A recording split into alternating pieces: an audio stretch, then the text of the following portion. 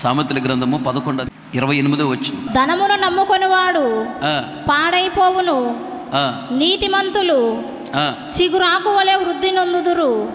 నీతిమంతులు చిగురాకు వలె వర్ధిల్లుదురు అని వ్రాయబడి ఉన్నది. బైబిల్లో వాగ్దానములు దేవుడే డైరెక్ట్గా ఇచ్చాడు.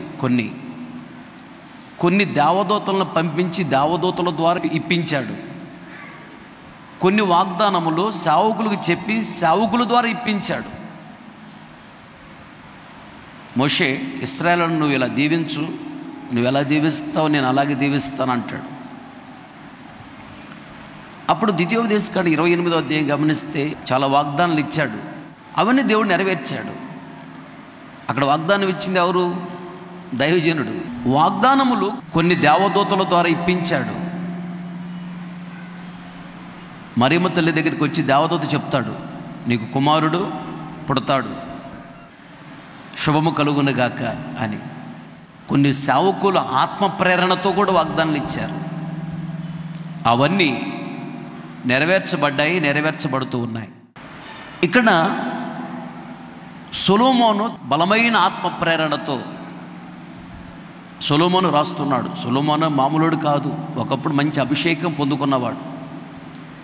ఆయన అభిషేకం పొందుకొని ప్రార్థన చేస్తే దేవుని మహిమ తెల్లని మేఘం వల్లే మందిరం అంతా ఆవరించిందంట. అంత అభిషేకం పొందుకు అంత ప్రార్థన చేసిన ప్రార్థనా పరుడు సొలొమోను. ఒకప్పుడు దేవుని ఆత్మ ప్రేరణతో సొలొమోను ఈ వాగ్దానం ఇచ్చాడు. నీతిమంతులు చిగురాకు వలె వర్ధిల్లుదురు, అభివృద్ధి చెందుతారు అని చెప్తూ ఉన్నాడు. చిగురాకు వలె వర్ధిల్లుదురు. చిగురాకు అనగానే ఏ చెట్టుకైనా లేతగా వచ్చిన ఆకులను చిగురాకులు అంటారు. గాలివాన వచ్చినా, తుఫాను వచ్చినా, పెద్ద గాలి వీచినా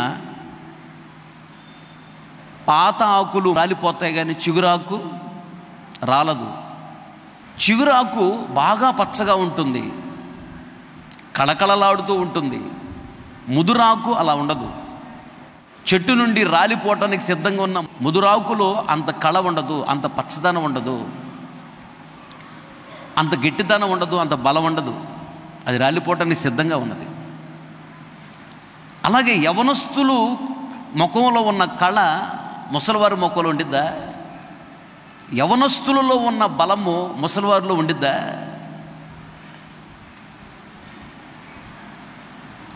యవనస్తులలో ఉన్న స్పీడు ముసలివారిలో ఉండిద్దా? ఉండదు.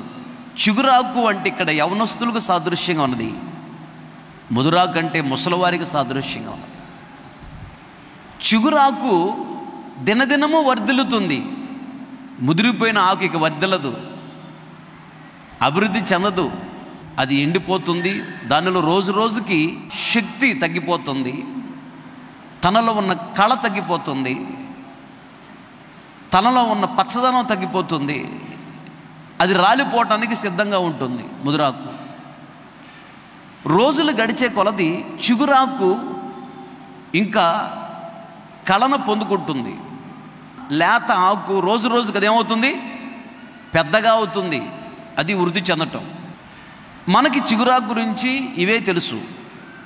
కానీ చిగురాకుతో పోలుస్తూ బైబిల్లో నీతిమంతులను దేవుడు మాట్లాడుతూ వచ్చాడు. అవేంటో కూడా కొద్ది మాటలు మనం ధ్యానించుకుందాం. 92వ కీర్తన 15వ చరణం. వారు ముసలితనమందు, నీతిమంతులు ముసలితనమందు ఇంకా చిగురు పెట్టుచుందురు, ఇంకా చిగురు పెట్టుచుందురు, సారము కలిగి పచ్చగా నుందురు. చాలు. తలలో పైకెత్తిన వైపు చూస్తూ నా మాటలు గమనించాలి. నీతిమంతుల గురించి రాయబడిన మాటలు అవి. పైన చదువుకుంటే నీతిమంతులు ముసలితనములో కూడా ఎలా ఉంటారంటే చిగురిస్తారంట, చిగురాకు వలె ఉంటారంట. చిగురాకు వలె ఉంటారు, సారము కలిగి ఉంటారు. సారము అనగా భూమిలో సారము లేదురా అంటారు. సారము అంటే బలము అని అర్థం. సారము అంటే నీతిమంతుడుగా మార్చబడిన తర్వాత, నీతిమంతురాలుగా మార్చబడిన తర్వాత, ముసలివాళ్ళు కావచ్చు, యవనస్తులు కావచ్చు, పిల్లలు కావచ్చు, వయసుతో నిమిత్తం లేకుండా నీతిమంతులు ఎలా ఉంటారంటే సారము కలిగి వర్ధిల్లుతారంట. సారం అనగా కృపలో అభివృద్ధి చెందుట అని అర్థం. రెండోది సారము అంటే ఫలించుట. నీతిమంతుడు నీతిమంతురాలుగా మార్చబడిన తర్వాత సారము కలిగి వర్ధిల్లుతావు. సారం అంటే కృప పొందుకుంటావు. కృప వచ్చిందంటే అన్ని దీవెనలకు యోగ్యముగా మార్చబడతాము. కృప ద్వారానే దేవుడి రాజ్యానికి వెళ్ళగలం. డబ్బులు, బంగారము, ఆస్తులు, అంతస్తులు దేవుడి రాజ్యాన్ని తీసుకెళ్ళవు. ఈ 4 రోజులు బ్రతకడానికే కృప దేవుని రాజ్యాన్ని తీసుకెళ్తుంది.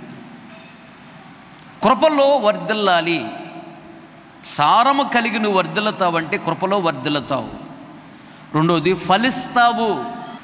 నీ ద్వారా క్రొత్త జనరేషన్ వస్తుంది, క్రొత్త ఆశీర్వాదాలు వస్తాయి, ఫలిస్తావు నువ్వు. మూడోదిగా సారము అంటే అభిషేకం పొందుకొనుట. నాలుగోదిగా సారము అనగా ఐశ్వర్యము. భూ సంబంధమైన పర సంబంధమైన ఐశ్వర్యాన్ని దేవుడు నీకు ఇస్తాడు. ఐదోది సారము అంటే పచ్చదనము అని అర్థం. పచ్చదనము అంటే క్షేమము. ఆరోది సారము అంటే ప్రేమ. ప్రేమ కలిగి వర్ధిల్లుతావు. ఏడోది సారము అంటే తృప్తి. ఏ దీవెన లేదని అసంతృప్తి చెందుతున్నావో దీవెనలన్నీ ఇచ్చి దేవుడు నిన్ను తృప్తిపరచబోతున్నాడు. ఆమేన్. ఎనిమిదోదిగా సారం అనగా ఏంటి? సంతోషము. ఏ దీవెన లేదని నువ్వు అసంతృప్తి చెందుతున్నావో, దుఃఖంతో ఉన్నావో, కన్నీళ్లతో ఉన్నావో, బాధపడుతున్నావో, ఆ దీవెనలన్నీ ఇచ్చి సారముతో వర్ధిల్లుతావు అంటే ఆ దీవెనలన్నీ ఇచ్చి దేవుడు నిన్ను సంతోషింపజేయబోతున్నాడు. గట్టిగా చప్పట్లు కొడుతూ దేవుడు నామమును మహిమపరచండి. ఆమేన్, హల్లెలూయా. తొమ్మిదోది సారం అనగా అర్థం ఏంటి? బలము. బలాన్ని ఇస్తాడు దేవుడు. బలాభివృద్ధి కలుగు చేస్తాడు. చేయలేని బలహీనతలో ఉన్నావేమో అన్నీ చేయగలిగిన బలవంతులుగా మారుస్తాడు. ఈ సంవత్సరం వాగ్దానం కూడా క్రీస్తు యేసునందున్న కృప చేత బలాన్ని పొందుకో. బలాన్ని ఇస్తున్న పొందుకో, బలవంతుడు కమ్ము. పదోదిగా సారము అనగా ఉపదేశము.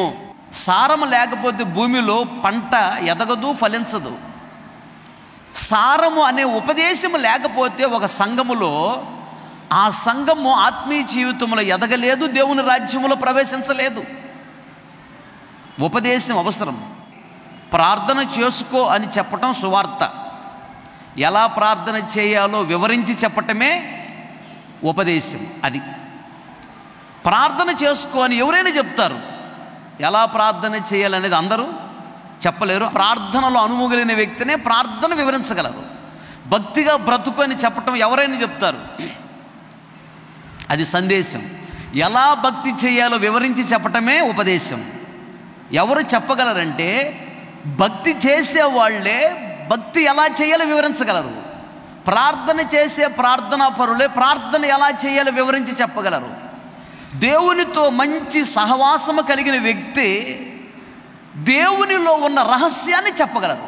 దేవుని మనస్తత్వం ఎలా ఉంటుంది, ఏ సమయంలో దేవుడు ఎలా స్పందిస్తాడు, దేవుడు ఎలా దీవిస్తాడు, ఎప్పుడు దేవుడు కోప్పడతాడు, ఇవన్నీ దేవునితో బాగా దగ్గర సంబంధం ఉన్న సేవకుడు మాత్రమే దేవుని యొక్క గుణగణాలను క్లియర్గా వివరించగలరు.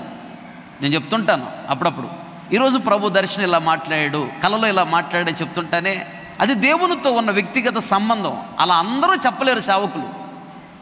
ఒక ప్రధానమంత్రితో అందరూ మాట్లాడగలరా? ఒక ముఖ్యమంత్రితో మనందరం మాట్లాడగలమా? మాట్లాడలేము. వాళ్ళు మామూలు మనుషులే. వాళ్ళతో మాట్లాడటానికే మనకు అవకాశం లేదు. దేవుడెవరు? సర్వలోకాన్ని జస్ట్ మాట చేత సృష్టించిన సృష్టికర్త చాలా చాలా చాలా గొప్పవాడు. ఆయనతో మాట్లాడేటువంటి మామూలు విషయం కాదు. ఆయన మనతో మాట్లాడేటువంటి మామూలు విషయం కాదు. ఆయన మనతో మాట్లాడే స్థాయికి మనం ఎదగాలి. ప్రతి చిన్న విషయాన్ని కూడా దేవుని దగ్గర ఒప్పుకొని విడిచిపెట్టి దేవునికి బాగా దగ్గరగా ఉండటానికి నువ్వు ఇష్టపడ్డప్పుడు దేవుడు నీతో కూడా దగ్గరగా ఉండటానికి ఇష్టపడతాడు. లైట్కి నేను ఎంత దగ్గరగా వెళతానో లైట్ కూడా నాకు అంతే దగ్గర అవుతుంది. అర్థమైందా?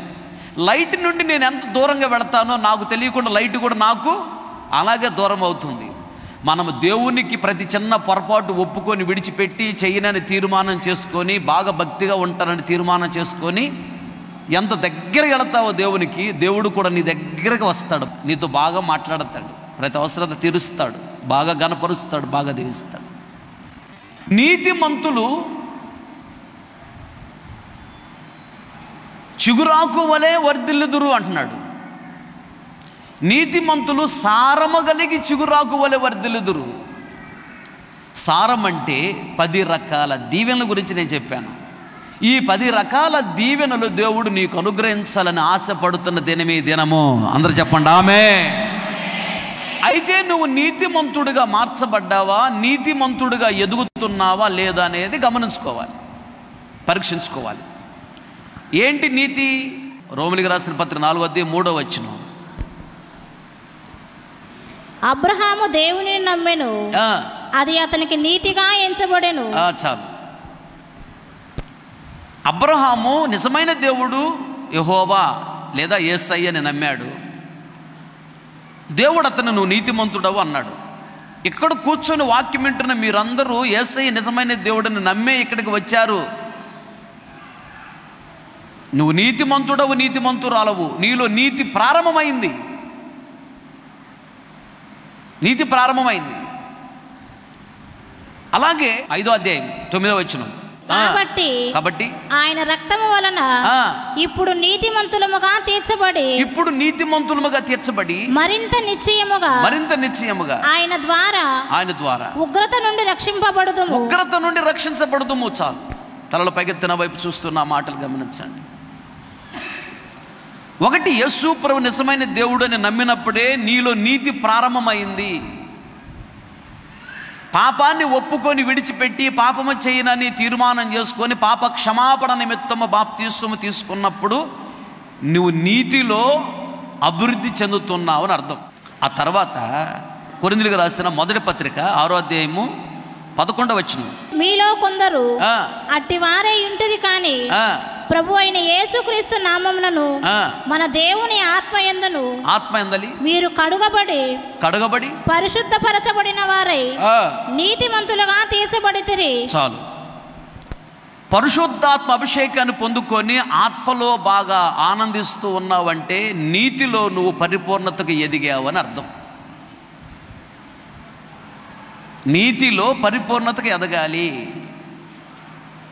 నీతి అనగా దేవుణ్ణి నమ్మటం ఒకటి. రెండోది నీతి అనగా న్యాయము అని అర్థం.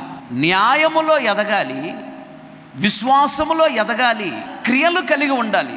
ప్రతిరోజు ఉదయాన్నే లేవటం, ప్రార్థన చేయటం, పడుకునేటప్పుడు మరలా ప్రార్థన చేయటం, ప్రతిరోజు బైబిల్ చదవటం, ఎన్ని పనులున్న ప్రక్కన పెట్టి ఆదివారం మందిరానికి రావటం, అనేక మందికి దేవుని మాటలు చెప్పి దేవుని వద్దకు నడిపించటం, దేవుని పాటలు నేర్చుకొని పాటలు పాడుకోవటం, ప్రతిరోజు ఇంట్లో కూర్చొని కుటుంబ ప్రార్థన చేసుకోవటం, ఏ పని చేస్తున్నా ప్రార్థన చేసుకొని ప్రార్థనాపూర్వకంగా చేయటం, దేవుడిని స్తుతించడం, ఈ పనులు కనపడాలి నీలో క్రియలు. బట్టలు లేని వాళ్ళకి బట్టలు ఇవ్వటం, ఆకలితో ఉన్న వాళ్ళకి భోజనం పెట్టడం, ఏదన్నా నిస్సహాయ స్థితిలో ఉన్న వాళ్ళకి సహాయం చేయటం, శత్రువులను కూడా ప్రేమించటం, మేలు చేయటం, సహించుకోవటం, భరించుకోవటం, ఈ క్రియలు కనపడాలి. ఈ క్రియలలో కూడా రోజు రోజుకి ఎదగాలి. ఇది నీతిలో ఎదగటం అంటే. న్యాయములో ఎదగాలి. నువ్వు అన్యాయం చేయకూడదు. పురుషుడు అక్రమ సంబంధం పెట్టుకున్నాడంటే భార్యకు అన్యాయం చేస్తున్నాడు, స్త్రీ అక్రమ సంబంధం పెట్టుకుందంటే భర్తకు అన్యాయం చేస్తుంది. అలాగే తల్లిదండ్రులకు అన్యాయం చేయకూడదు. వాళ్ళు కష్టపడి సంపాదించిన సంపాదన అంతా నీ చదువులకి, నీ బట్టలకి, నీ ఆరోగ్యం బాగోలేకపోతే హాస్పిటల్కి పెట్టారు. ఏం సంపాదించో నాకు అనకూడదు, అదే జ్ఞానం లేనివారు అంటే. వాళ్ళు కష్టపడిన సంపాదన అంతా నీకు పెట్టకుండా బ్యాంకులు వేసుకుంటే నువ్వు భూమి మీద ఉండేదానివి కాదు, భూమి మీద ఉండేవాడు కాదు. వాళ్ళు మాత్రం లక్షాధికారులు కోటీసులు అయ్యేవాళ్ళు బ్యాంకులు వేసుకుంటే సంపాదించిన డబ్బులన్నీ. మొత్తం నీ తిండికి, నీ బట్టలకి, నీ హాస్పిటల్ ఖర్చులకి, నీ చదువుకే పెట్టారు కదా. ఇంక వాళ్ళు ఏం సంపాదించుకుంటారు? ఒక ముద్ద అన్నం పెట్టండి, బట్టలు ఇవ్వండి, అది న్యాయం. తల్లిదండ్రులను భోజనం పెట్టకుండా నువ్వు తరివేస్తే అది అన్యాయం. దేవుడు ఒప్పుకోడు. రేపొద్దు నీకు అది జరిగిద్ది. తల్లిదండ్రుల పట్ల న్యాయముగా ప్రవర్తించు, పిల్లల పట్ల న్యాయంగా ప్రవర్తించు. ఒక కూతురుని ఎక్కువ, ఒక కూతురుని తక్కువ, ఒక కొడుకుని ఎక్కువ, ఇంకో కొడుకుని తక్కువ, అట్లా చూడగాక తాట తీస్తాడు దేవుడు. ఇద్దరిని కన్నావు కదా సమానంగాని, ఒకటి ఎక్కువ ఒకటి తక్కువ ఏంటి? అక్క చెల్లెల పట్ల న్యాయంగా ప్రవర్తించు. ఈ న్యాయములో రోజు రోజుకి ఎదగాలి. నీతిలో ఎదగటం అంటే విశ్వాసములో ఎదగాలి. నీతిలో ఎదగటం అంటే క్రియలలో ఎదగాలి, క్రియలు కనపడాలి. నేనెందుకు అనవసరంగా బాప్తీసం తీసుకున్నానా అని నువ్వు అనకూడదు. దేవుడు చాలా బాధపడతాడు. అసలు నువ్వు మనసు మార్చుకుని బాప్తీసం తీసుకున్నావంటే ఏం జరిగిందో తెలుసా? ఈ సర్వలోకాన్ని సృష్టించిన సృష్టికర్త నిజమైన దేవునికి కుమార్తెగా, కుమారుడిగా మార్చబడ్డావు. ఎందుకు తీసుకున్నాను అనవసరంగా బాప్తీసం అనే మైండ్ నీకు రాకూడదు. దేవుడు దుఃఖపడతాడు. మొన్నటిదాకా దెయ్యాలను ఆరాధించావు, ఇప్పుడు నిజమైన దేవుడు, సృష్టికర్త అయిన దేవుడు యేసయ్యని నమ్ముకుని బాప్తీసం తీసుకున్నావు. బాప్తీసం తీసుకున్నావంటే నువ్వు యేసయ్యకి బిడ్డగా మార్చబడ్డావు. ఆయనలో ఉన్న ఆశీర్వాదములకు యోగ్యముగా మార్చబడ్డావు అని అర్థం. పరలోక రాజ్యానికి యోగ్యంగా మార్చబడ్డావు అని అర్థం. నువ్వు పిలిస్తే, నువ్వు కన్నీళ్లు కార్చి ప్రార్థన చేస్తే దేవుడు దిగి వస్తాడు. అది తెలుసా? ఇప్పుడు ఉదాహరణకి కోటాను కోట్లు ఉన్నటువంటి గొప్ప గొప్ప వాళ్ళు ఉన్నారు. ఆయన యేసయ్యని పిలిస్తే యేసయ్య పలకడు. అసలు ఏమీ లేకపోయినా నువ్వు మోకరించి ఏడిస్తే యేసయ్య దిగి వస్తాడు నీతో మాట్లాడటానికి. తెలుసా? బాప్తీసం తీసుకున్నాను, అనవసరంగా తీసుకున్నాను, ఆ మైండ్ నీకు రాకూడదు. అంటే నీకు తెలియటం లేదు అసలు నేను ఎవరిని అనేది. మనోనేత్రాలు మోయబడిన వ్యక్తికి అర్థము కాదు. అందుకని ప్రతిరోజు ఒక మాట వాడాలి ప్రార్థనలో. ఏమనాలి? దేవా, నా మనోనేత్రాలు చక్కగా వెలిగించు. అది ఈ మాటను వాడాలి. సాతానుగాడు మనోనేత్రాలు మోస్తాడు. సాతానుగాడు మనోనేత్రాలు మూస్తే అసలు నేను ఎవరిననే విషయాన్ని మర్చిపోతావు నీవు. అందుకని నా మనోనేత్రాలు చక్కగా వెలిగించుని అడగాలి. మనోనేత్రాలు వెలిగించబడితే నీ ఎవరో నీకు అర్థమవుతుంది. దేవుడు నీకు ఇచ్చిన కృపేంటో నీకు అర్థమవుతుంది. దేవుడు నీకు ఇచ్చిన వరాలేంటో నీకు అర్థమవుతుంది. తలాంతులేంటో నీకు అర్థమవుతుంది. దేవుడు ఏ స్థితిలో నిన్ను పెట్టాడో నీకు అర్థమవుతుంది. నువ్వు ప్రార్థన చేస్తే దేవుడు దిగి వస్తాడు. నీ ప్రార్థన దేవుడు వింటాడు. నువ్వు యేసు ప్రభువుని నమ్మి బాప్తీసం తీసుకున్నావు అంటే నీవు ప్రపంచంలో కోటీసులందరికంటే నీవే గొప్పదానివి, గొప్పోడివి. అది నీకు తెలియదు. యాకోబు, నీ భాగ్యం ఎంత గొప్పది. ఎందుకంట యెహోవా రక్షించిన నిన్ను పోలినవాడు ఎవడు? బాప్తీసం తీసుకున్నావు అంటే లోకములో కోట్ల రూపాయలు సంపాదించే వాళ్ళు ఉన్నారే, వాళ్ళెవరో నీతో సమానం కాదు. గట్టిగట్టిగా చెప్పట్లో. యేసు ప్రభు నిజమైన దేవుడు నమ్మలేదు. కోట్ల రూపాయలు ఉన్నా, కేజీలు బంగారమే ఉన్నా, వాడికి ఎంత పెద్ద ఉద్యోగం ఉన్నా, పెద్ద వ్యాపారం ఉన్నా, కోట్ల రూపాయలు గణించిన ఎంత పేరున్నా, వాడు చస్తే నిత్య నరకానికి పోతాడు. కోట్ల సంవత్సరం వాడిని కాలుస్తారు అక్కడ. ఆడు బంగారం డబ్బులు ఇడిపించదు. నీకు ఏమీ లేకపోయినా ఇప్పుడు కన్ను మూస్తే తిన్నగా దేవదూతల పరలోక రాజ్యాన్ని తీసుకెళ్తారు. కోట్ల సంవత్సరాల పరలోక రాజ్యంలో సంతోషము, సమాధానము, నెమ్మది, ఆరోగ్యము, ఐశ్వర్యము. ఇక దుఃఖము లేదు, బాధలు లేవు, కన్నీళ్ళు లేవు, అప్పులు లేవు, రోగాలు లేవు, నిందలు లేవు. ఎంత గొప్ప భాగ్యం అది. నీవెవరో నీకు తెలియటల్లా. అయితే అప్పులు ఉన్నాయని బాప్తీసం తీసుకున్నాను నేను, రోగాలు ఉన్నాయని బాప్తీసం తీసుకున్నా. బాప్తీసం తీసుకోకపోతే అబద్ధాలు ఆడొచ్చు, ఏదైనా చేయొచ్చు. ఇప్పుడు బాప్తీసం తీసుకున్నా మనకు కుదరట్లేదు కదా అని అనుకుంటున్నావు. పిచ్చిదానా, పిచ్చోడా. ఆ పిచ్చి పిచ్చి పనులు చేయాల్సిన అవసరం ఏముంది? అప్పులు తీరాలి అన్నా, రోగాలు పోవాలన్నా, ఇల్లు కట్టాలన్నా, ఉద్యోగం రావాలన్నా, వివాహం జరగాలన్నా, పిల్లలు కలగాలన్నా, ఏ దీవెన కలగాలన్నా ఒకే ఒక చిన్న మంత్రం ఒకటి ఉంది. ఏమీ లేదు. ప్రతిరోజు మోకరించి దేవుణ్ణి ఒక గంట సేపు బాగా స్తుతించు. ఆశీర్వాదాలు నీ చుట్టూ తిరుగుతూ ఉంటాయి, కుక్కపిల్ల తిరిగినట్టుగా. దేవునికి స్తోత్రం, హల్లెలూయా. ఇది గొప్ప దీవెన. నీకు అర్థం కావట్లేదు ఈ సీక్రెట్. చాలాసార్లు చెప్పాను నేను. నేను ప్రతిరోజు 1 గంట సేపు దేవుణ్ణి స్తుతిస్తా. అప్పుడు దాకా నేను అసలు ఇంకేం అడగను దేవుణ్ణి. మహాపరిశుద్ధుడా స్తోత్రం స్తోత్రం స్తోత్రం, ఆశ్చర్యకరుడా స్తోత్రం స్తోత్రం స్తోత్రం, ఆలోచనకర్త స్తోత్రం స్తోత్రం స్తోత్రం, నిత్యుడగు తండ్రి స్తోత్రం స్తోత్రం స్తోత్రం, సమాధానకర్త స్తోత్రం స్తోత్రం స్తోత్రం. చెప్తున్న స్తోత్రాల మీద మనసు ఉండడానికి ఎక్కడికి వెళ్ళకూడదు, దాన్ని ఏక మనసు అంట. అలాగే ఆయన చేసిన మేలులను బట్టి స్తోత్రాలు. అయ్యా నిజమైన దేవుడు నీవని చాలామందికి తెలియదు, నాకు తెలియజేసావు, అందుకు స్తోత్రం. నీ రక్తాన్ని నా కొరకు చిందించే రక్తం ద్వారా నన్ను కడుగు పరిశుద్ధపరిచావు, అందుకు స్తోత్రం. ఆయుష్నిచ్చావు స్తోత్రం, ఆరోగ్యాన్ని ఇచ్చావు స్తోత్రం, జ్ఞానాన్ని ఇచ్చావు స్తోత్రం, తెలివినిచ్చావు స్తోత్రం, ఉద్యోగం ఇచ్చావు స్తోత్రం. ఇది కృతజ్ఞత కలిగి స్తుతించటం. ఇందాక ఆయన ఘనమైన పేర్లు చెప్పి స్తుతించటం, రెండోది కృతజ్ఞత కలిగి స్తుతించటం. ఈ విధముగా నువ్వు స్తోత్రాలు చెప్తూ ఉంటే ఏం జరిగిందో తెలుసా? ఇశ్రాయేలు చేయి స్తోత్రముల మీద యెహోవా ఆసీనుడు, ఆయన వచ్చి కూర్చుంటాడు నీ ఇంట్లో. స్తోత్రాలు చెప్తూ గమనిస్తూ ఉండు, నీ ముందు ఒక వెలుగు అలా ఆరిపోతూ వెలుగుతూ ఒక వెలుగు నీ ముందు తిరిగినట్టుగా కనిపిస్తూ ఉండిద్ది. అంటే దేవుడు వచ్చాడు అని అర్థము. నీకు తెలియకుండా నీ ఒళ్ళంతా చల్లగా అయిపోద్ది, ఇంట్లో నిక్కరపరుస్తూ ఉంటాయి. పరిశుద్ధాత్మ దేవుడు దిగాడు నీ మీదకి, ఆయన మహిమ దిగిందని అర్థం. ఇశ్రాయేలు చేయి స్తోత్రం మీద యెహోవా ఆసీనుడు, వచ్చి కూర్చుంటాడు. స్తోత్రమని కుర్చీ వేసావు, అది ఎవరికి సంబంధించిన కుర్చీ? అది యేసయ్యకి సంబంధించిన కుర్చీ. ఆ కుర్చీలో యేసయ్య కూర్చుంటాడు. యేసయ్య వచ్చాడంటే ఏం జరిగిందో తెలుసా? వెలుగు అని యేసయ్య రాగానే చీకటైన సాతాను శక్తులు మొత్తము పారిపోతాయి అంత యేసునామములో. దేవునికి స్తోత్రం. ఏదైనా నీకు ఇంటిలో కొంచెం నల్లగా కనపడిందా, గల్లు గల్లు అనిపించిందా? ఏమీ లేదు, అక్కడ భయపడాల్సిన అవసరం ఏమీ లేదు. నువ్వు ఆపకుండా ఒక పావుగంట సేపు స్తోత్రాలు చెప్పు. స్తోత్రం స్తోత్రం స్తోత్రం, ఆశ్చర్యకరుడా స్తోత్రం స్తోత్రం, ఆలోచనకర్త స్తోత్రమును. గల్లు లేదు గిల్లు లేదు, దెబ్బగా మొత్తం మారిపోతావు. వామ్మో మేము ఉండలేము నాయన అని. నువ్వెందుకు భయపడతావు? అసలు నువ్వు యేసు రక్తము చేత కడగబడిన వ్యక్తివి అయితే, నువ్వు బాప్తిసం తీసుకున్న వ్యక్తివి అయితే, నిన్ను చూస్తే సాతానికి దాడా. అది నీకు తెలుసా? నీకు తెలియదా సంగతి? దేవునికి భయపడేవాడు సాతానికి భయపడడు, అది గుర్తుపెట్టుకో. సాతానుకు భయపడుతున్నాడంటే ఇటు దేవుడికి భయపడడు. ఇది లాజిక్. నువ్వు సాతానికి భయపడుతున్నావు అంటే నువ్వు దేవునికి భయపడట్లేదని అర్థం. దేవునికి భయపడేవాడు సాతానికి భయపడడు. ఎందుకు? దేవునికి నువ్వు భయపడితే దేవుడు నీకు తోడై ఉంటాడు కాబట్టి సాతాను నీకు భయపడి పారిపోతాడు. అది లాజిక్. సాతానికి భయపడుతున్నావు అంటే దేవుడు తోడుగా లేడు, సాతాను దగ్గరగా ఉన్నాడు, వాడు భయాన్ని కలుగు చేస్తాడు. దేవుడు ఎందుకు తోడుగా లేడంటే నువ్వు దేవునికి భయపడటల్లా, అందుకు సాతానికి భయపడవలసిన పరిస్థితులు వచ్చినాయి. నువ్వు దేవునికి భయపడితే సాతానికి నిన్ను భయపడనివాడు దేవుడు. సాతాను నీకు భయపడి పారిపోతాడు. దేవునికి స్తోత్రం, హల్లెలూయా. స్తుతించు. అప్పుల నుంచి విడిపించినందుకు స్తోత్రం స్తోత్రం స్తోత్రాలు చెప్పు. యేసు నామములో అప్పులు ఉంటే అప్పుడు నన్ను అడుగు. ఆమె ఉండవంతే అప్పులు యేసు నామములో. ప్రభు మందిరం కట్టేటప్పుడు చెప్పాడు, నేను ఇస్తానులే కానీ అన్నాడు.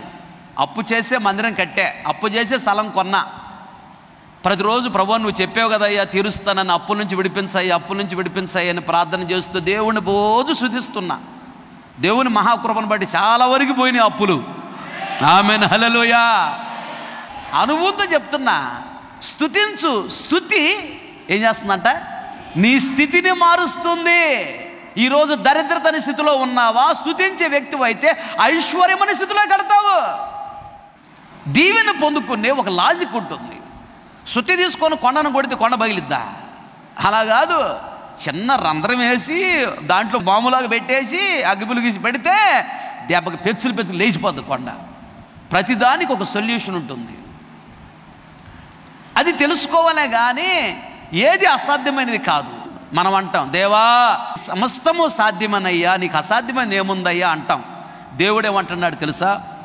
ఓ కుమారుడా కుమార్తె, నీకు సమస్తం సాధ్యం అంటున్నాడు దేవుడు. మాకెట్ట సాధ్యమైద్దాయి, మేము మామూలు మనుషులం కదా అంటే దేవుడు ఏమంటున్నాడు? నమ్ముట నీ వలనైతే నమ్మువారికి సమస్తము సాధ్యమే. ఇంకేనంది అసాధ్యం? నువ్వు నమ్మటంలా దేవుణ్ణి చేస్తాడంతే. ప్రార్థన చేస్తున్నప్పుడు అవన్నీ పొంది ఉన్నామని నమ్ముడి. అప్పుడు అవన్నీ మీకు దొరుకుతాయి అంతే. నేను ప్రార్థన చేస్తున్నాను కదా, ఇవన్నీ దేవుడు నాకు ఇస్తాడని నమ్ముతూ ప్రార్థన చేయాలి. అలాగే దేవుడు అన్నీ నీకు ఇస్తాడు. ఆమేన్, హల్లెలూయా. నమ్మటమే నీతి. నీతిమంతులను చిగురాకు వలె వర్ధిల్ల చేస్తాడంట. నమ్మటమే నీతి. చిగురాకు వలె వర్ధిల్లుతారు నీతిమంతులు. నీతిమంతులు అంటే ఎవరో, ఎలా వర్ధిల్లుతారో ఒక విషయం చెప్పా. అలాగే ఇంకొక విషయం కూడా చెప్తా, నేను ముగిస్తా. చదవండి పరమగీతముల పుస్తకము 4వ అధ్యాయము 13వ వచనం. నీ చిగురు దాడిమ వనము అనగా దానిమ్మ వనము. వింతైన శ్రేష్ఠ ఫల వృక్షములు, వింతైన శ్రేష్ఠ ఫల వృక్షములు, కర్పూర వృక్షములు, కర్పూర వృక్షములు, జటమాంసి వృక్షములు, జటామాంసి వృక్షములు, జటామాంసియు, కుంకుమయు, కుంకుమయు, నిమ్మగడ్డియు, నిమ్మగడ్డియు, లవంగా పట్టయు, లవంగ పట్టయు, వివిధమైన పరిమళ తైల వృక్షములు, గోపరసమును, ఆగరు వృక్షములు, అగరు వృక్షములు, నానావిధ శ్రేష్ఠ పరిమళ ద్రవ్యములు, నానావిధ శ్రేష్ఠ పరిమళ ద్రవ్యములు. చాలు, తలలో పైకెత్తిన వైపు చూస్తూ నా మాటలు గమనించండి. నీ చిగురులు దాడిమ వనము అని రాయబడి ఉంది. అంటే దానిమ్మ తోట చిగురులు. నీతిమంతులను చిగురాకు వలె వర్ధిల్ల చేస్తాడంట. చిగురాకు వలె అంటే ఎలాంటి దీవెనలు ఇస్తాడో నేను చెప్తున్నా. ఇక్కడ చిగురాకు అంటే రెండోదిగా దానిమ్మ తోటలాగా నిన్ను వర్ధిల్ల చేస్తాడంట. ఆమేన్. దానిమ్మ తోటలో ఉన్నటువంటి సీక్రెట్ ఏంటంటే, దానిమ్మ పండును మనం తీసుకున్నట్లయితే దానిమ్మ పండు పైన తొక్క కొరిగితే ఒగరుగా ఉంటుంది. లోపల ఓపెన్ చేసి చూస్తే పలసని పొర ఉంటుంది, అది కూడా ఒగరుగానే ఉంటుంది. అది ఓపెన్ చేస్తే లోపల గదులు గదులు గదులు గదులుగా ఒక క్రమంలో ఉంటాయి తీయని విత్తనాలు ఉంటాయి. తీపి శుభవార్తకు సాదృశ్యం. నీ జీవితంలో తీయని విత్తనాలు అనే శుభం జరగాలంటే 3 అనుభవాల్లో గుండా వెళ్ళాలి. ఒకటి పైన తొక్కు, ఒగరు. ఒగరు అంటే యోబు గురించి చెప్పాను. ఒగరైన అనుభవాలు యోబుకి ఎదురైనా ఏం చేశాడు? యెహోవా ఇచ్చాడు, యెహోవా తీసుకున్నాడు, యెహోవా నామమునకు స్తుతి కలుగును గాక. అంతే. నీకు నష్టము ఎదురైనా, కష్టము ఎదురైనా, కన్నీళ్ళు ఎదురైనా, ఎన్ని ఎదురైనా ఒకటే గుర్తుపెట్టుకో, దేవుడు ఏది చేసినా నాకు మేలు చేస్తాడు, కీడు పొరపాటున చేయడంతే. దీని వెనకేదో మేలు దాగి ఉంది అని దేవుడికి స్తోత్రం అనాలి. ఆ మాట అనగానే సాతానుగాడు వచ్చి, ఎందుకు అనవసరంగా దేవుడిని నమ్ముకున్నావు, తెగ చేస్తున్నావు ప్రార్థన, తెగ ఉపవాసాలు ఉంటున్నావు, తెగ భక్తి చేస్తున్నావు, నీ అప్పులు తీరాయా, రోగం పోయిందా, పిల్లకి పెళ్ళయిందా, పిల్లకి సంతానం కలిగిందా, అల్లుడు ఏలుకుంటున్నాడా, ఈ పనికిమాలని అన్నీ చెప్పి నిన్ను కురంగదీస్తూ ఉంటాడు సాతానుగాడు. సాతానుగాడు నీకు అలాంటి ఆలోచనలు పెడుతున్నప్పుడు ఏమనాలో తెలుసా? ఒరే సాతానుగా, దేవుడు ఏది చేసినా నాకు మేలే చేస్తాడు. దేవునికి స్తోత్రం. ఆయన నా తండ్రి, ఏది చేసి నాకు మేలే చేస్తాడు, కీడు ఆయన చేయడంతే. ఒరే సాతానుగా, నువ్వు ఎన్ని చెప్పినా నేను వినను. నా దేవుడు ఎవరు? ఆయన ఎవరు? ప్రేమస్వరూపి. ఆయన చాలా ప్రేమ గలవాడు. నా తండ్రి, నా కొరకు తండ్రి తన సొంత కుమారుడిని యేసయ్యని మరణానికి అప్పగించాడు. అంటే యేసయ్య కంటే ఎక్కువగా తండ్రి మనల్ని ప్రేమించాడు. అర్థమైందా? అంత ప్రేమించినటువంటి యేసయ్య నీ అప్పులు తీర్చడా? ఇల్లు ఇవ్వలేడా? ఉద్యోగం ఇవ్వలేడా? పిల్లలు ఇవ్వలేడా? చాలా చిన్న విషయాలు ఇవి. సాతాను నేను శోధిస్తున్నప్పుడు ఇలాగ చెప్పాలి, ఒరే సాతానా, మందిరానికి వెళ్ళొద్దు, ప్రార్థన చేయొద్దు, బైబిల్ చదవద్దు, అలుగు సావుకుల మీద అని చెబుతావారా సైతానుగా? ఒరే దుర్మార్గుడా, నా దేవుడు మహాప్రేమ గలవాడు. ఆయన నా కొరకు రక్తాన్ని చిందించి ప్రాణాలు పెట్టాడు. ఆయన తన సొంత కుమారుడినే మరణానికి అప్పగించాడు. నేను మరణించడం ఇష్టం లేక నాకు బదులుగా ఈ చిన్న చిన్న ఇవ్వడా ఇస్తాడు. నా దేవుడు ఏది చేసి నాకు మేలే చేస్తాడు, కీడు ఆయన పొరపాటున చెయ్యడు. దీని వెనక ఏదో మేలు దాగి ఉన్నది. దేవునికి స్తోత్రము స్తోత్రము స్తోత్రం అనాలి. కీడు జరిగిందని మందిరానికి వెళ్ళొద్దు అంటావారా సాతానుగా? నేను మందిరానికి ఎక్కువగా వెళ్తా, ప్రార్థన చేయొద్దని చెబుతారా సాతానుగా? నేను ఇంకా బాగా ప్రార్థన చేస్తా. ఉపవాసం ఉండొద్దు అంటావు, ఇంకా బాగా ఉపవాసం అంటా. బైబిల్ చదవద్దు అంటావు, ఇంకా బాగా బైబిల్ చదువుతా. ఏంద్రా నువ్వు చెప్పిన మాట నేను ఎందుకు వింటాను రా? ఎవడురా నువ్వు?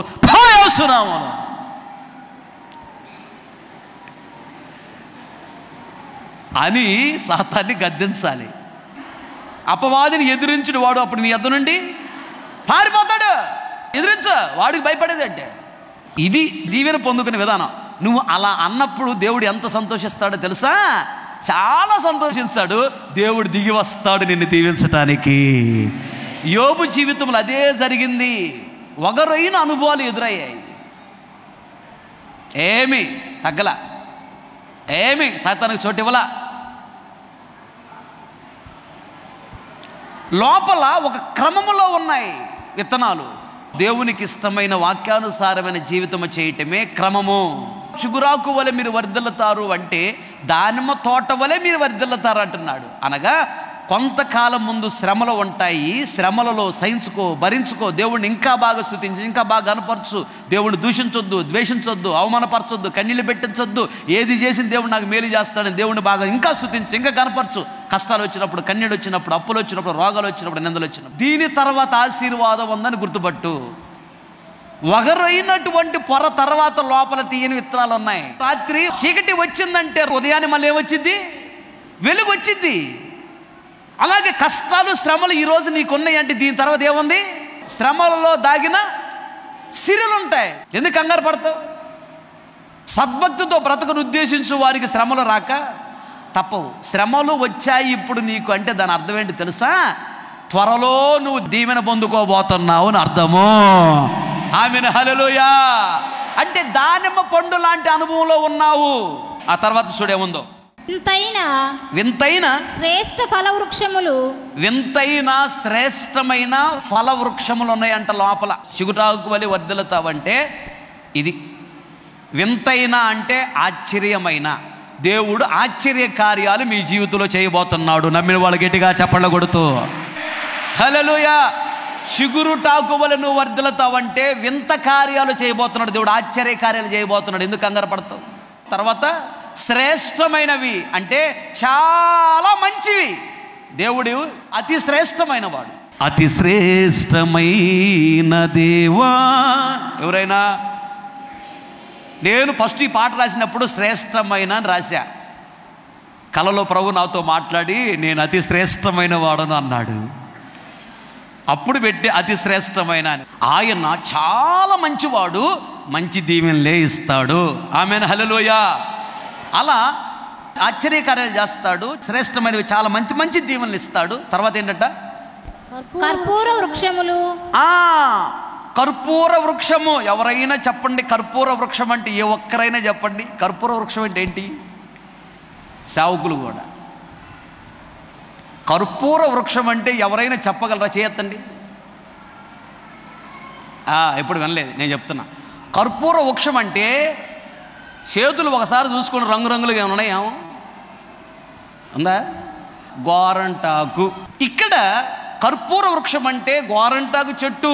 చిగురాకు వలె వర్ధిల్లుతావు అంటే గోరంటాకు చెట్టు వలె నువ్వు వర్ధిల్లుతావు అంటే. గోరంటాకు చేతులకు పెట్టుకుంటారు. ఎందుకు? చేతులను అలంకరించుకోవటానికి పెట్టుకుంటారు కదా. కానీ దీని ఆత్మీయ అర్థం ఏంటంటే నీ చేతులు దేవుడికి ఇష్టమైన పనులు చేస్తూ దేవునికి అలంకరణగా కనపడాలి. దేవునికి స్తోత్రం, హల్లెలూయా. దేవునికి ఇష్టం లేని పనులు చేయకూడదు. అది చేతులతో దేవునికి ఇష్టమైన పనులు చేసే అలంకరణ మనకు ఉండాలి. దేవునికి స్తోత్రం. తర్వాత మాట చూడు. జటామాంసి వృక్షములు. జటామాంసి వృక్షం అనగా హిమాలయ పర్వతాల్లో పెరుగుతాయి చెట్లు. ఆ చెట్టుని కట్ చేస్తే వచ్చేది జిగురు, బంక. ఆ చెట్టు నుండి వచ్చే ఈ బంకని జటామాంసి అంటారు. ఇది బాగా చేదుగా ఉంటుంది. ఈ జటామాంసి దేవునికి వాడతారు తెలుసా? స్ప్రేలో వాడతారు, సువాసన వెదజల్లుతుంది. బేతనియాలో యేసయ్య కుష్టి రోగైనటువంటి సీమోని ఇంటిలో ఉన్నప్పుడు ఒక స్త్రీ వచ్చి అచ్చా విలువైన ఏం తెచ్చిందంట? జటామాంసి అత్తరు సెంటు తీసుకొచ్చి ఆయన పాదాల తల మీద పోసింది. అది మార్కు సువార్త 14:3 ఉంటుంది.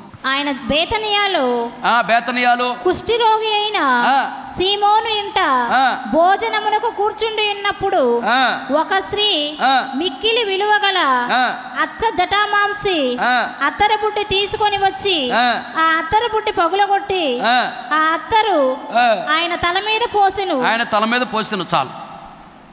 అది జటామాంసి సువాసనతో కూడి ఉంటుంది. అనగా దాని అర్థం ఏంటంటే, సువాసన అంటే మంచి సాక్ష్యం అని అర్థం. మంచి సాక్ష్యము నీకు ఇస్తానంటున్నాడు. మంచి సాక్ష్యం కలిగి బ్రతకాలని ఆశ ఉండాలి. వాళ్ళు కొంచెం కొనుక్కుంటా ఉంటే ఇంత డబ్బులు వేస్ట్ చేయడం ఎందుకమ్మా, అది అమ్మి పేదలకు పంచి పెట్టొచ్చు కదా అంటే, పేదలు ఎప్పుడు మీతోనే ఉంటారు నాయన, నేను ఎల్లప్పుడు మీతో ఉండను కదా. ఆవిడ రేపు నేను చనిపోయినప్పుడు నా సమాధి కార్యక్రమం గురించి ఇప్పుడే చేసిందిలే అన్నాడు.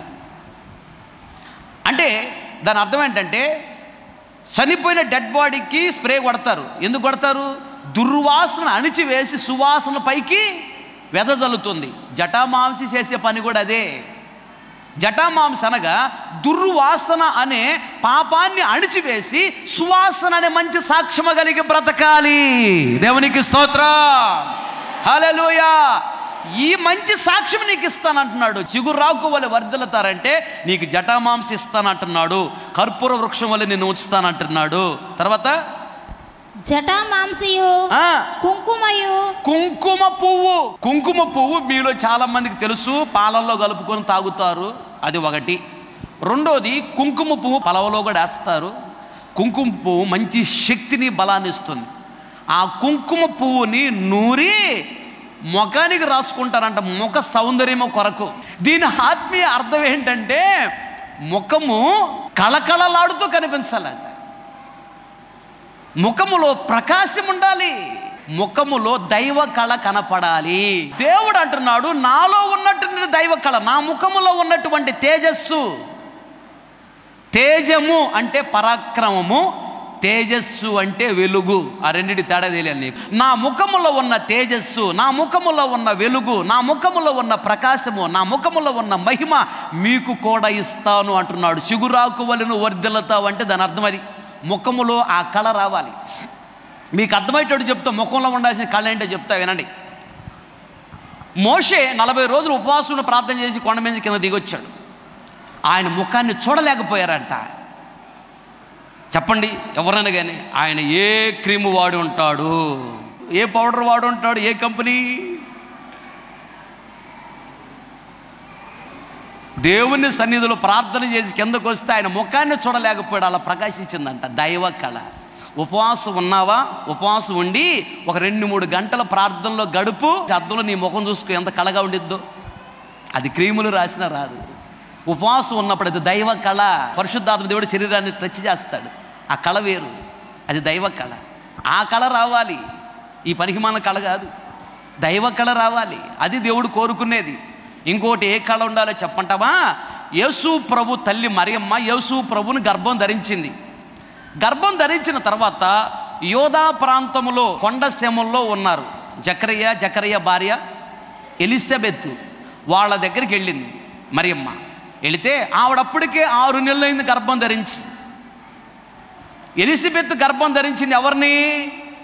దైవజనుడైన బాప్తిసం ఇచ్చు యోహానుని.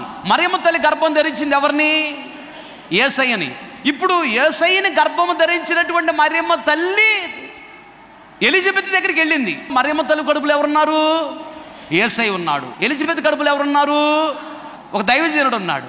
అయితే ఈవిడ యేసు ప్రభువుని గర్భము ధరించిన మరియమ్మ తల్లి ఈవిడే ఎలిజబెత్ దగ్గరికి వెళ్ళిందంట.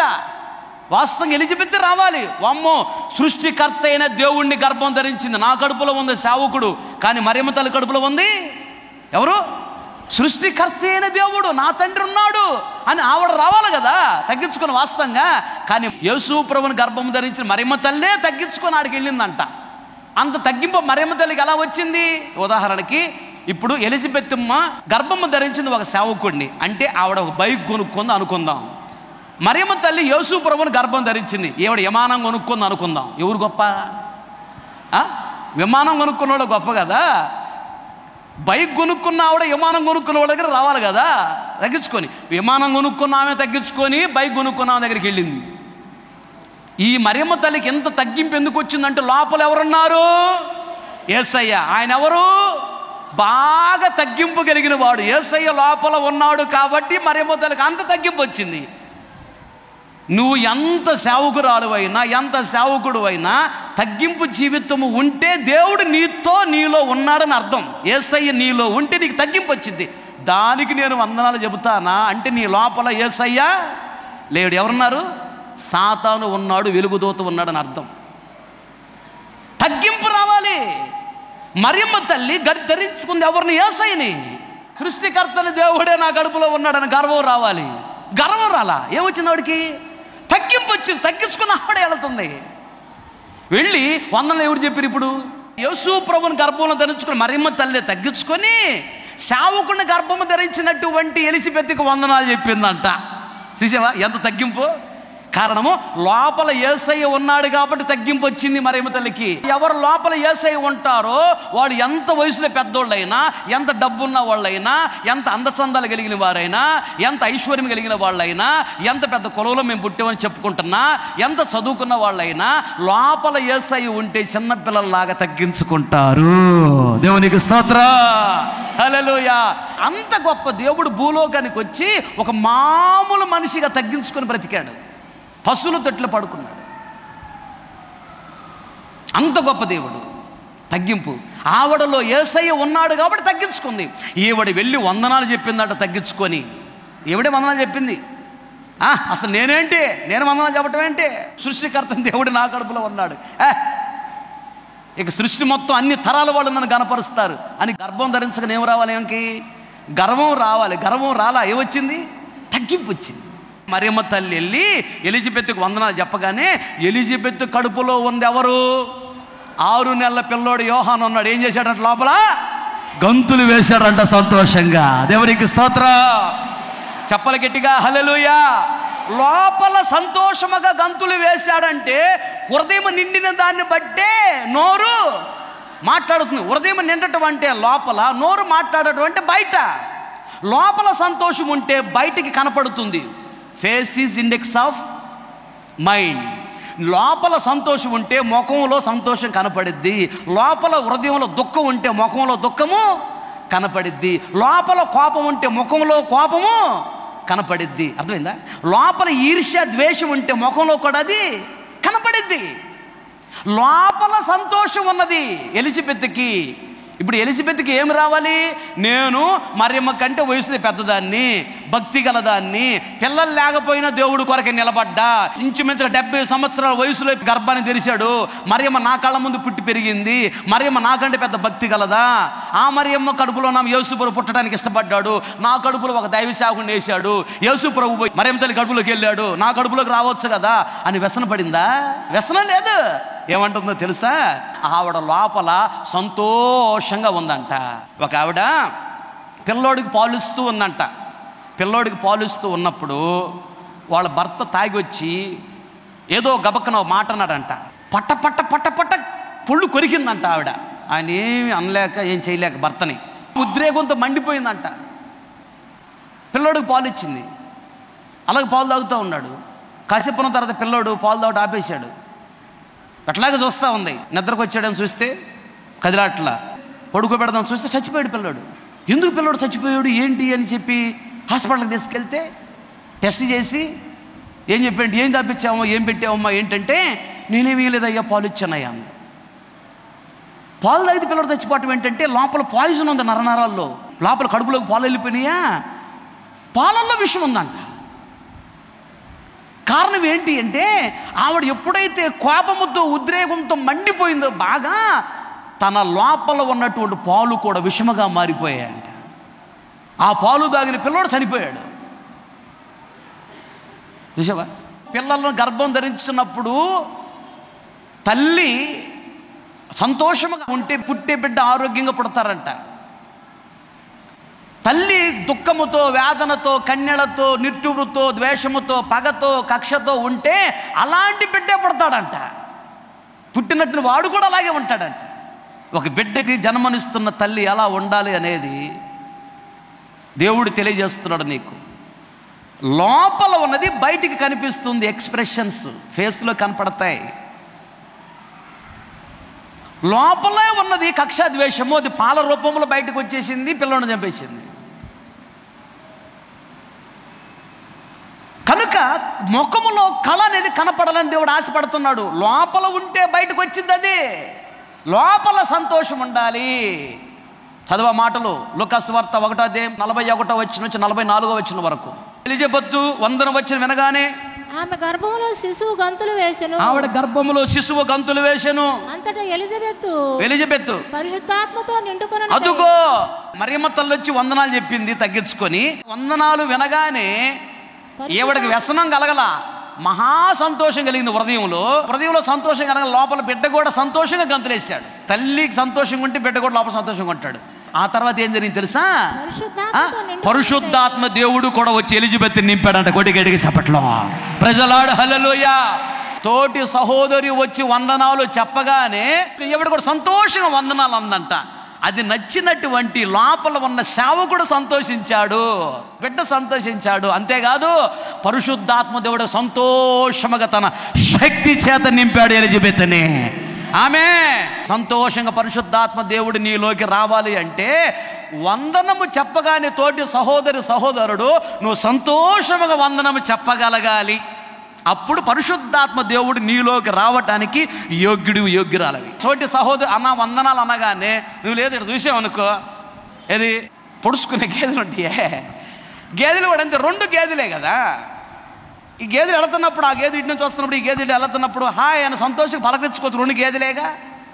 అట్లా కాదు, ఈ గేదె ఒక్కసారి పోతాడు చూసిద్ది దాని వైపు, అది ఇటు చూసిద్ది, 2 వచ్చి పొడుచుకుంటా ఉంటాయి. దీని ఆస్తిని అది తీసుకెళ్తుందా, దాని ఆస్తి ఇది తీసుకెళ్తుందా, లేదా దీని భర్తను అది ఎత్తుకుని పోయిందా, దాని భర్తను ఇది ఎత్తుకుపోయిందా. మామూలు ఏడకి గొడవలు వచ్చేది ఆడవాళ్ళకి ఎక్కువ. ఎందుకు 2 గేదెలే కలిసి మేము సంతోషంగా ఉండొచ్చు కదా. అవంటే నోరు లేనివి, జ్ఞానం లేనివి, తెలివి లేనివి, వాటికి మనసు లేదు, ఆత్మ లేదు.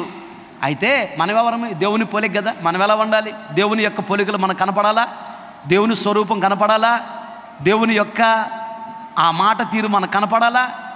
తోటి సహోదరి వందనాలు అనగానే నువ్వు సంతోషంగా వందనాలు చెప్పగలిగినప్పుడు తగ్గించుకొని వందనాలు అక్కడ సంతోషం ముఖంలో ఆ కళ రావాలి. లోపల సంతోషం ఉంటే ముఖంలోకి వచ్చింది ఆ సంతోషం కనపడిద్ది. లోపల కోపం ఉంటే కనపడిద్ది. ఒకరోజు ఒక ఇంటికి విజిటింగ్కి వెళ్ళా, వందనాలు తల్లి అన్నాను. టీవీ చూస్తుంది ఆవిడ, నన్ను చూడంగానే వందనాలు అంటే తర్వాత ఏంటి ఇప్పుడు ఎందుకు వచ్చావయ్యా, నేను సినిమా చూసేటప్పుడు వస్తున్నాను అన్నీ, నేను ఎక్స్ట్రా ఆదివారం నా గురించి చెబుతాడులే అని. ముఖం అలా పెట్టిందంటే లోపల ఆవిడకి అయిష్టత ఉంది, ముఖంలో కనపడింది. అది దేవునికి ఇష్టమైన ముఖంలో కళ కాదు. సంతోషముతో నేను వందనాలు తల్లి అనగా నువ్వు కూడా అమ్మో దైవజనుడు వచ్చాడు ఈరోజు మా ఇంటికి అని సంతోషం అన్నా వందనాలు అనాలి. దేవుడు కోరుకునే ఆనందం ఏంటంటే తోటి సహోదరుడు వందనాలు అనగానే నీ హృదయంలో నుంచి రావాలి సంతోషం. వందనాలక్క, వందనాలు అన్న, సంతోషం రావాలి. ముఖంలో ఆ కళ కనపడదు. దేవుడు కోరుకునే కుంకుమ పువ్వు అంటే ఇది. అద్దాల బాల కొట్టడం కాదు, అద్దం దగ్గర నిలబడి సహజముగానే దేవుడు ఇచ్చింది చాలు, ఇంకేం కావాలి, ఎక్స్ట్రా కావాలా? ముఖానికి రాసుకోవాల్సి కుంకుమ పువ్వు ఏంటంటే తోటి సహోదరుడు కనపడినప్పుడు, సహోదరి కనపడినప్పుడు హృదయపూర్వక సంతోషంగా చెప్పు, వందనాలు అక్క, వందనాలు అన్నారు. సంతోషంగా వందనాలు చెప్పు. నీవు సంతోషంగా ముఖంలో ఆ కళ కనపడాలి. వందనాలు అక్క, సంతోషంగా వందనాలు అన్నా. ఇది దేవుడు కోరుకుంటున్న కుంకుమ పువ్వు. ఒకరోజు ఒక సూపర్ మార్కెట్లోకి వెళ్తున్నా, ఎంటర్ అవుతున్న లోపలికి మన విశ్వాసం ఒకవిడ బయటికి వస్తుంది. నన్ను చూసింది, నన్ను చూడంగానే సడన్గా నన్ను చూసినప్పుడు ఎలా వచ్చింది, వందనాలు అన్న అంటారు. కామన్ అది. నువ్వు కావాలని నటించాల్సిన అవసరం లేదు, అక్కడ వచ్చింది ఆటోమేటిక్గా. నీ హృదయంలో దైవజనుడు అనే ఒక భయము, ఒక ప్రేమ ఉంటే అక్కడ వచ్చే విధానం వేరు. అప్పుడు నువ్వు కావాలని పూసుకున్న రాదది, సడన్గా వచ్చే మార్పు వేరు. నేను బాగా చదువుతా మనుషుల్ని, నాకు ఆత్మ వివేచన బాగా ఉంది, తక్కువ అంచనేగాక. ఒక మనిషిని చూడకుండానే వాళ్ళు ఫోన్లో మాట్లాడుతున్న మాటలను బట్టి వాడు ఏ టైపు చెప్పేస్తాను నేను, అది మీకు తెలియదు. అది ఆత్మల వివేచన. పరిశుద్ధాత్మ అభిషేకాన్ని పొందుకొని, మంచి అభిషేకాన్ని పొందుకున్న తర్వాత ఆ వివేచన ఇస్తాడు దేవుడు, ఎవరిని నమ్మాలి, ఎవరిని నమ్మకూడదని. ఆవిడ నన్ను చూడగానే మామూలుగా ఇట్లా చూసింది, వందనాలు అని వెళ్ళిపోతుంది. నాకు ఏం అర్థం కాల. అసలు విశ్వాస పిశాస కనపడింది ఎవరు? ఒక దైవజనుడు. చూడంగా అన్న వందనాలు అన్న, ఏంటన్నా మీరు వచ్చారు ఇక్కడికి, ఏంటన్నా సంతోషం. అది లేదు. నన్ను చూడంగానే వందనాలు అన్న పెట్టిటాలి. ఆవిడ భక్తి కలదే, మంచిదే. పరిశుద్ధాత్మ అభిషేకం పొందుకున్న వ్యక్తి మళ్ళీ తెగ ఆత్మలు ఆనందించింది. ఆశ్చర్యపోయాను, చాలా బాధపడ్డాను నేనైతే. ఏంటి ఈవిడ ఇలా చెప్పింది? సడన్గా చూసింది నన్ను. నా విశ్వాసి ఎవరంటారు? మీ జీవితంలో బాగుపడాలని నా జీవితాన్ని త్యాగం చేసుకున్నవాడిని నేను. తన హృదయంలో లేదు. దైవజనుడు అంటే ప్రేమ, దైవజనుడు అంటే ఆప్యాయత. అమ్మో మా కొరకు సమర్పించుకున్న సేవకుడు, అమ్మో మా కొరకు ఉపవాసం ఉండే సేవకుడు గంటల గంట నిలబడి వాక్యాలు చెప్పి నన్ను బలపరిచే సేవకుడు, నన్ను దేవుడి రాజ్య చిత్తపరిచే సేవకులు, మా కుటుంబం కొరకు అహర్నిశల సైతాన్ని మా కుటుంబాలు అడుగు పెట్టకుండా ప్రార్థన చేసే సేవకులు, అలాంటి దైవజనుడు మా ఆత్మీయ తండ్రి. ఆ ప్రేమ, ఆప్యాయత, ఆ సంతోషం లోపల ఉంటే ఫేస్లో కనపడిద్ది. Face is index of mind అని రాయబడింది కదా. మనసులో ఏమున్నదని ఫేస్లో కనపడతాయి ఎక్స్ప్రెషన్స్. చూసినప్పుడు తనకు మనసులో అయిష్టత ఉన్నది, విరక్తి ఉన్నది, ద్వేషం ఉన్నది, పగ ఉన్నది. నాకు అర్థమైపోయింది. చాలా బాధపడ్డాను నేను. ఇప్పుడు నా విశ్వాసేనా? నీ ముఖములో కుంకుమ పువ్వు కనపడాలి అనగా ముఖములో దైవజనుడు చూడగానే, దేవుని బిడ్డలను చూడగానే ముఖంలో ఆ కళ, ఆ సంతోషం లోపల నుంచి రావాలి. ఎక్కడ కనపడినా మన విశ్వాసి అక్క ప్రైజ్లాడనగా సంతోషంతో అక్క ప్రైజ్లాడక్క బాగున్నారా సంతోషంగా మాట్లాడగలగాలి. అది నువ్వు పూసుకునేది కాదు, లోపల నుంచి రావాలి. కక్ష ద్వేషం గుండెల్లో ఉండకూడదు, కోపం ఉండకూడదు, ఈర్ష్య ఉండకూడదు, పగ ఉండకూడదు. అప్పుడు చిగురాకు వలె నువ్వు వర్ధిల్లుతావు. దేవునికి స్తోత్ర. గబ్బల గట్టిగా హల్లెలూయా. ఆ తర్వాత మాటలు ఉంటాయి, నిమ్మగడ్డి అని, జటామాంసి. ఆ తర్వాత ఉన్న మాటలన్నీ దేనికి సంబంధించినవి అంటే అవన్నీ సుగంధ ద్రవ్యాలు. సుగంధ ద్రవ్యాలు అంటే సువాసన వెదజల్లేటువంటి సుగంధ ద్రవ్యాలు. ఆమె క్రింద ఒక మాట చదువు, యెషయా గ్రంథం 4:2 చూడు. ఆ దినమున యెహోవా చిగురు మహిమయు భూషణమునకును ఇశ్రాయేలులో తప్పించుకున్న వారికి భూమి పంట అతిశయాస్పదముగాను శుభలక్షణముగా ఉండు. చాలు, ఇక్కడ ఒక చిగురు కనపడుతుంది. ఈ చిగురు మహిమ అంటే ఇక్కడ అందము అని అర్థం. అనగా ఆత్మ సంబంధమైన అందాన్ని దేవుడు నీకిస్తాడు. అనగా వరాల చేత నింపుతాడు. ఆత్మ ఫలాలను మనం అలంకరించుకోవాలి. దేవునికి స్తోత్ర. వరాలు మనకిస్తాడు, ఫలాలు దేవునికి ఇవ్వాలి. మనం దేవుని కొరకు ఫలించాలి. భూషణము అనగా కిరీటము, కిరీటం అనగా ఘనత. ఆత్మ సంబంధమైన అందాన్ని ఇస్తాడు. దేవుడు నిన్ను ఘనపరచబోతున్నాడు. గట్టిగా చెప్పకూడదు, దేవుని నామమున మహిమపరచు. ఆమె దేవుడు నిన్ను ఘనపరుస్తాడు. ఈ నెలలో యేసు నామములో చిగురాగుడు వలె వర్ధిల్లబోతున్నాడు అంటే ఘనపరచబోతున్నాడు ఆయన. అయితే ఎలాంటి ఘనత అంట? అక్కడ చూడు, దేని బట్టి నువ్వు అతిశయిస్తావు, గర్విస్తావు? నా పంట బాగా పండింది, నా పొలములో దీవెన బాగా వచ్చింది అని నువ్వు సంతోషిస్తావు ఈ నెలలో. గొడ్డగడికి చెప్పట్లో ఆమేన్ హల్లెలూయా. చిగురాకు వలె వర్ధిల్లుతావు అంటే నీ పొలము ద్వారా నీవు వర్ధిల్లబోతున్నావు, నీ పొలము ద్వారా నీవు దీవెన పొందబోతున్నావు. ఆమె నా పొలాన్ని బట్టి నేను ఇంత ఆశీర్వాదకరంగా ఉన్నానని నువ్వు అతిశయిస్తావు. గర్వకారణముగా నీ పొలాన్ని బట్టి దేవుడు దీవించబోతున్నాడు. ఒకటి అక్షరార్థం. పొలము అంటే ఆత్మీయ అర్థం ఏంటంటే, పొలము అంటే భూమి. భూమి అనగా భూమిలో రాళ్ళు, నీళ్లు, మట్టి 3 ఉంటాయి. అనగా ప్రాణ, ఆత్మ, శరీరము కలిగినటువంటి మనకు సాదృశ్యంగా ఉన్నది. అనగా దేవుడు నీ శరీరాన్ని, నిన్ను ఘనపరచబోతున్నాడు, ఆశీర్వదించబోతున్నాడు. నీకున్న పొలాన్ని బట్టి, భూమిని బట్టి దేవుడు నిన్ను ఘనపరచబోతున్నాడు. ఆమె మోకరించండి, ప్రార్థన చేసుకో.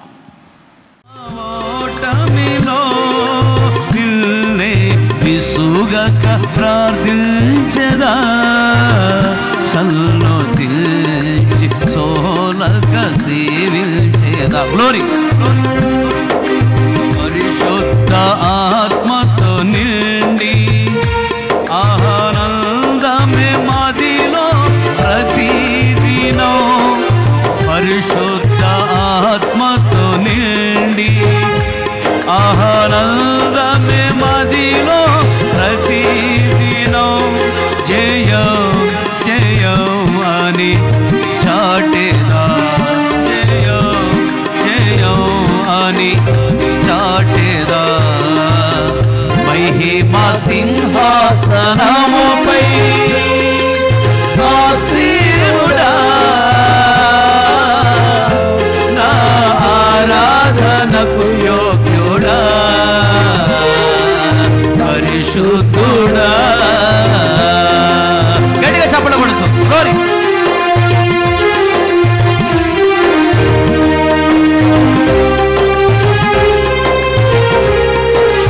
సర్వజనులారా భయపడకూడదు. దేవుని స్తుతిస్తూ దేవుని నామాన్ని స్మరిస్తూ ఆ రక్త మాంసంలో పాలుగా మార్చే ఘనత మనకి ఇచ్చినందుకు కృతజ్ఞత కలిగి ప్రభుని మనసారా కనపడతామా. ఈ నెలంతా కావాల్సి విస్తారమైన కృప ప్రభు ప్రతి ఒక్కరికి ఇవ్వబోతున్నాడు.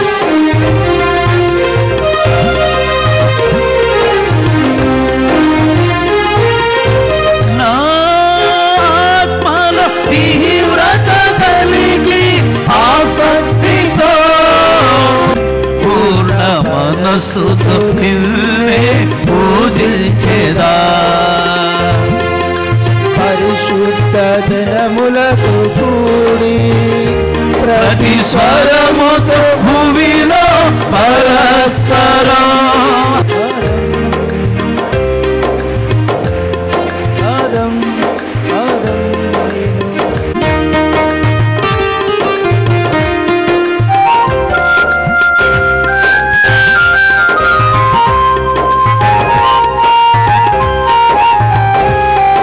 పరిశుద్ధ దూతలతో చేరి పరిశుద్ధ దూతలతో చేరి యుగ యుగాలు దివిలో ప్రతీక్షణం. పరిశుద్ధ దూతలతో చేరి యుగ యుగాలు దివిలో ప్రతీక్షణం. పరిశుద్ధ జనములతో కూడి ప్రతి స్వరముతో భూమిలో పరస్పరం. పరిశుద్ధ జనములతో కూడి ప్రతి స్వరముతో భూమిలో పరస్పరం. పరిశుద్ధ జనములతో కూడి ఆమె ప్రతి స్వరముతో భూమిలో పరస్పరం. పరిశుద్ధ జనములతో కూడి ప్రతి స్వరముతో భూమిలో పరస్పరం. పరిశుద్ధ దివిలో ప్రతీక్షణం యుగ యుగాలు ప్రతీక్షణం యుగ యుగాలు ప్రతీక్షణం యుగ యుగాలు దివిలో పరీక్షణం యుగ యుగాలు దివిలో ప్రతీక్షణం. ప్రతిదినం ఆనందమ మదిలో ప్రతిదినం ఆనందమ మదిలో ప్రతిదినం ఆనందమ మదిలో ఇష్టమైన జీవితం చేయాలి. మసాలను ఇంకా పొందాలి. అభిషేకం అభిషేక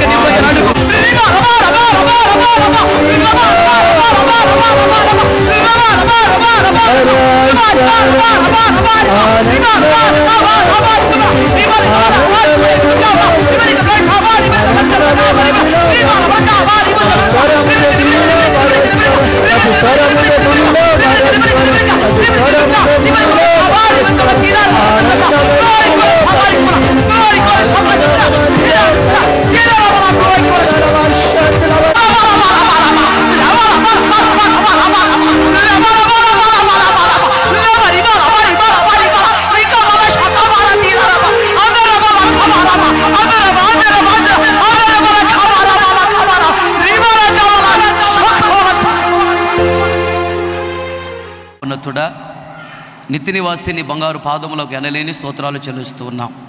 దేవా నువ్వు ఎంతైనా నమ్మదగిన దేవుడవు.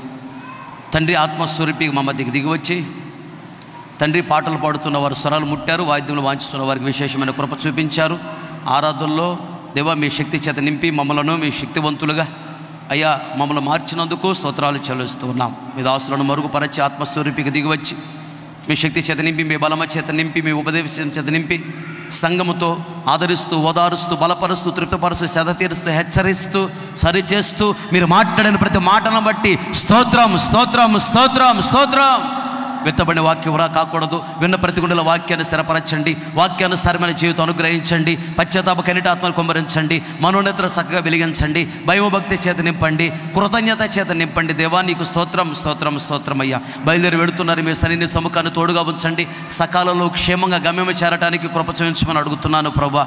దేవా మీ రక్తమాంసాల్లో పాలు పంపులు పొందిన బిడ్డలు ఎవరైనా అయోగ్యంగా సేవేసినట్లయితే దయతో క్షమించి కనికరించండి ప్రభా. వారిని ఆశీర్వదించమని అడుగుతున్నాను అయ్యా. స్తోత్రం. మీ రక్తమాంస మాంసాలకు దూరంగా ఉన్న బిడ్డలను జ్ఞాపకం చేసుకోండి అయ్యా. వాళ్ళని దర్శనమిచ్చి మాట్లాడి బాప్తిస్తానికి సిద్ధపరచండి. మీ రక్త మాంసములకు వారిని యోగ్యంగా మార్చండి అయ్యా. మీ రాజ్యానికి వారిని కూడా సిద్ధపరచమని అడుగుతున్నాను. ఇక్కడికి వచ్చినటువంటి ప్రతి బిడ్డ కుటుంబంలో దేవా అద్భుతాలు ఆశ్చర్య ఆత్మకార్యాలు చేయండి అయ్యా. కుటుంబంలో రక్షణ లేకుండా బాధపడుతున్న వాళ్ళందరూ దర్శనమిచ్చి మాట్లాడండి ప్రభా. వాళ్ళందరూ తీసుకొచ్చి సంఘంలో స్థిరపరచమని అడుగుతున్నా. నీ రాజ్యాన్ని యోగ్యులుగా మార్చమని అడుగుతున్నాను అయ్యా. స్తోత్రం స్తోత్రం స్తోత్రం ప్రభా. కృప చూపించమని అడుగుతున్నాను ప్రభా. బయలుదేరి వెళుతున్న మీ సరైన సముఖాన్ని తోడుగా ఉంచండి. సకాలంలో క్షేమంగా గమ్యం చేర్చమని అడుగుతున్నాను. ఇప్పటి వరకు ఆశ్చర్యకరంగా, జయకరంగా, దీవెనకరముగా, పరిశుద్ధముగా, మర్యాదకరముగా దేవ జరిగించే విధానం బట్టి నీకు స్తోత్రము చెల్లిస్తూ ఉన్నాం ప్రభా. దేవ ముందున్న కార్యక్రమాలు తోడుగా, నీడగా, ఇమ్మానీయులుగా మీరుండి నడిపించి ఆశీర్వదించి నీ ఘనమైన నామానికి మాత్రమే మహిమ తెచ్చుకోమని యేసు నామములో అడిగి పొంది ఉన్నాము తండ్రి. ఆమేన్. మన తండ్రి అయిన దేవుని ప్రేమ, కుమారుడైన యేసుక్రీస్తు వారి కృప, పరిశుద్ధాత్ముని అన్యోన్య సహవాసము, సన్నిధి, సముఖం చేరున్న మనకును ప్రపంచంలోని సకల కోటి పరిశుద్ధులందరికీ మరి ముఖ్యముగా వాక్యాన్ని విని తీర్మానం చేసుకుని ప్రతి ఒక్కరిని దృష్టి ఉంచి ఆశీర్వదించి అంతవరకు దేవుడు నడిపించునుగాక.